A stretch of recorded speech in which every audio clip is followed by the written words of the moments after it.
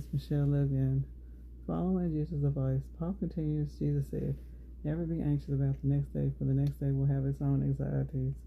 Each day has enough of its own trouble. So my daily prayer was simply that God would give us today our bread for this day in order for us to survive. And he did help, just as Jesus promised. We didn't always get our first choice. Once I got into a food line knowing what was being sold, giving you a scenario. When I got to the front, I saw that it was yogurt. I don't like yogurt, but it was food.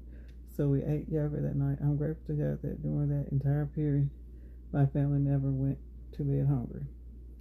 God has promised I will never leave you and I will never abandon you. Hebrews chapter 13, verse 5.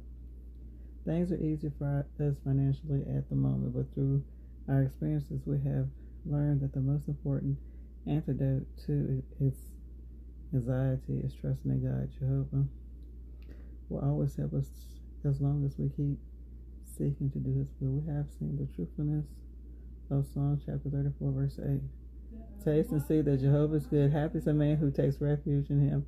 As a result, we're not afraid of facing difficult economic circumstances again. Sorry about the noise in the background. Somebody's having a meeting. God helps faithful ones to find their bread for this day. We now understand clearly that what humans need to survive is not work or money, but food. We eagerly await the time when God's promises will be fulfilled. There will be an abundance of grain on the earth, and that means that having food and clothing, we'll be content with these things. We draw strength from the Bible's word. Let your way of life be free of the love of money while you are content with the present things.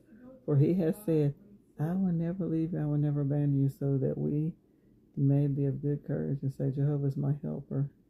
I will not be afraid. It takes genuine faith to walk with God as Paul and his family was doing. Whether we now face a serious financial crisis or may face one in the future, Paul's examples of faith, wisdom, practical wisdom, teaches us important lessons. Jesus chapter 6, verse 9.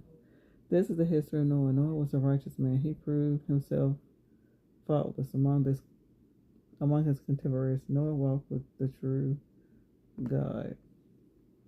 So now I am going to read Psalms chapter 34, verse 8. Taste and see that Jehovah is good. Happy is the man that takes refuge in him. Also, that's pretty much everything. But like I said, remember this God will never abandon us. Hebrews chapter 13, verse 5.